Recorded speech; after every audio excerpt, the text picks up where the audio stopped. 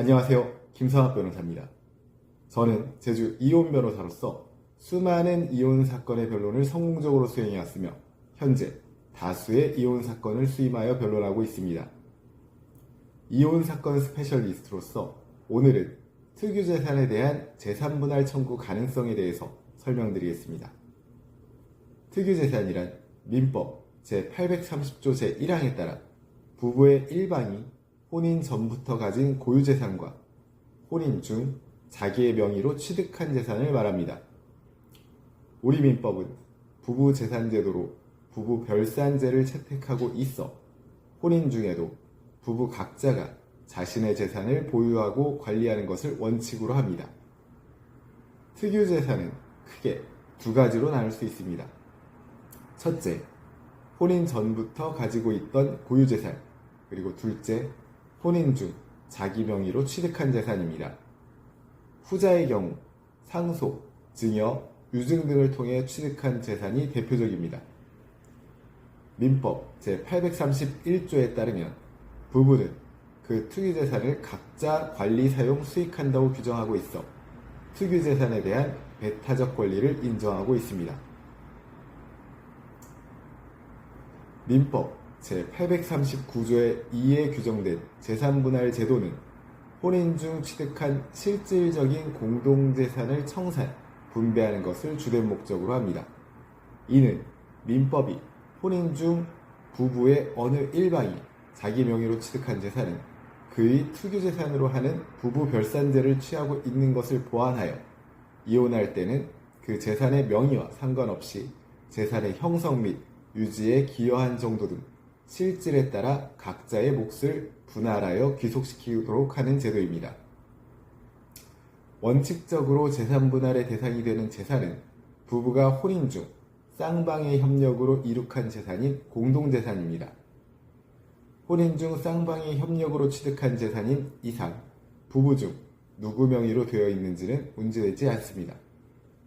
그러나 혼인 전부터 일방이 소유하고 있던 재산과 혼인 중이라도 쌍방의 협력과 관계없이 일방이 그 명의로 취득한 재산, 예컨대 상속, 증여재산 같은 경우에는 원칙적으로 재산분할의 대상에서 제외됩니다. 다만 이런 특유재산이라 할지라도 다른 일방이 적극적으로 그 특유재산의 유지에 협력하여 그 감소를 방지하였거나 증식에 협력하였다고 인정되는 경우에는 재산분할의 대상이 될 수 있습니다.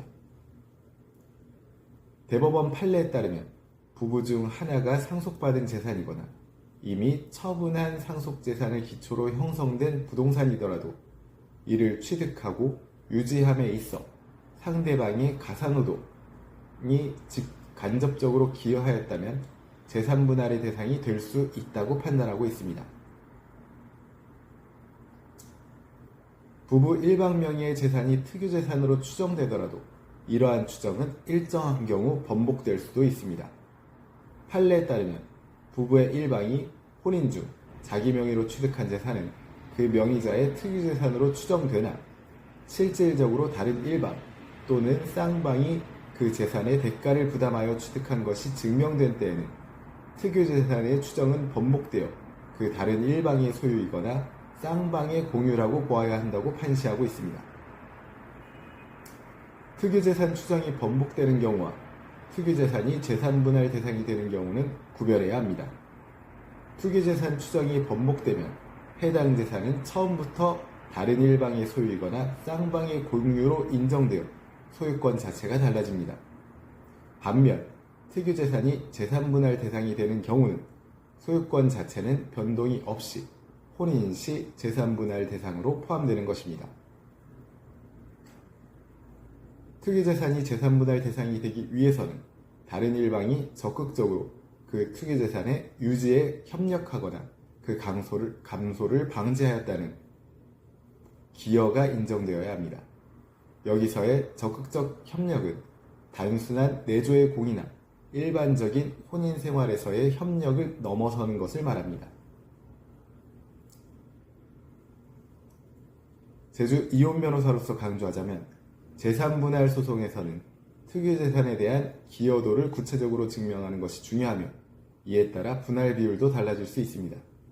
또한 제3분할 청구권은 이혼한 날로부터 2년 내에 행사해야 하므로 이 기간을 놓치지 않도록 주의해야 함을 명심하시기 바랍니다.